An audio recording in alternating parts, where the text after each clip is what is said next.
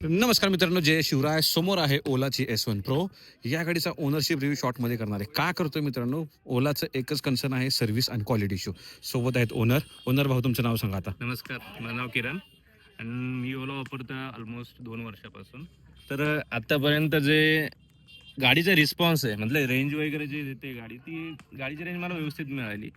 गाडी पण व्यवस्थित चालली. फक्त एकच मेजर इश्यू तो म्हणजे सर्व्हिसिंग. माझी आत्ताच गाडी मागे सर्व्हिसिंगला गेली होती. कमीत कमी मला 1-1.5 महिना गाडी सर्व्हिस सेंटरला ठेवली आणि मला रिस्पॉन्स पण बऱ्यापैकी मिळाला नाही. सर्व्हिसिंग कितीला घेतली होती? गाडी मी त्यावेळेस 1,25,000 आसपास घेतली होती एक्सटेंड. सिंगल चार्ज मध्ये किती चालते? सिंगल चार्ज मध्ये आता 100 ची रेंज देते. 100 चालते ना? सिंगल सीट मध्ये. मग सिटी यूज साठी कसे? सिटी यूज साठी गाडी बरं, ते ओलाचं म्युझिक लावा की छैया छैया. नको आता ते सध्या. बरं, पॉझिटिव्ह काय सांगाल?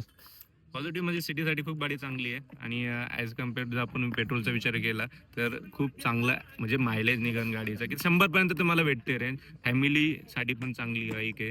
इथल्या इथं फिरण्यासाठी, ऑफिस यूजसाठी जर कमी रेंजची असेल तर तिथं पण गाडी आपण साध्यामध्ये यूज करू शकतो. आणि लॉंग रूटला, हायवेवर? लॉंग रूटला कसं आपला चार्जिंगचा परत इश्यू येईल, तुम्हाला चार्जिंग सेंटर बघावे लागते. पण कोणती पण ईव्ही जर घेतली तुमचा तोच आहे की तुम्हाला जास्त लॉंग रूटसाठी रेंज फिअर असतोच.